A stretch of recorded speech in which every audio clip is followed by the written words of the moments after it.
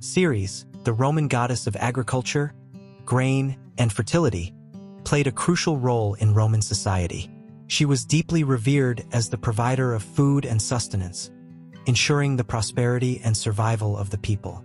As a central figure in Roman religion, her influence extended beyond farming, symbolizing the cycle of life, death, and renewal, as well as the bond between humans and the land.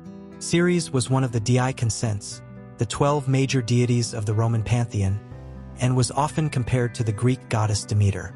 She was the daughter of Saturn and Ops and the mother of Proserpina, whose myth became one of the most well-known stories in Roman mythology.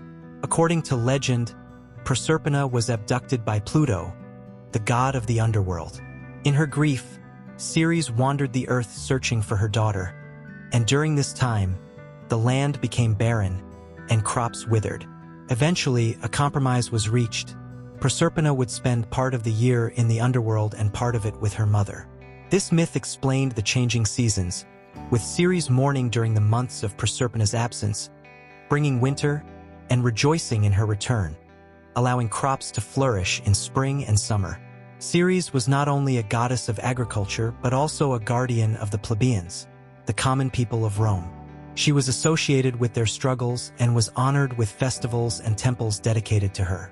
One of the most important celebrations in her honor was the Cerealia, held in April.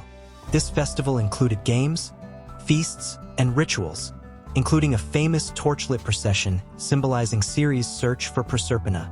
Farmers also offered the first fruits of their harvest to Ceres, seeking her blessings for abundance and fertility.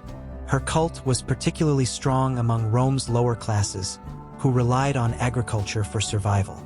The Temple of Ceres, located on the Aventine Hill, was not just a religious site but also a political center for the plebeians. It became a place where laws concerning grain distribution and the rights of the lower class were discussed. This connection between Ceres and the plebeians highlights her role as a protector of those who worked the land and ensured Rome's food supply.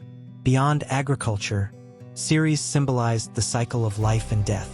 The Romans saw her as a goddess of not just growth but also of the decay that allowed rebirth.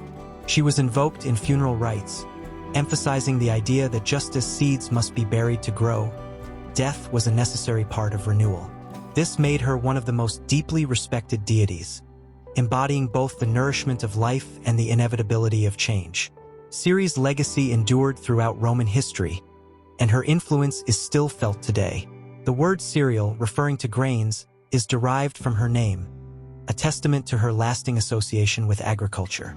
She represents the vital connection between people and the land, reminding them that prosperity depends on the balance of nature, hard work, and divine favor.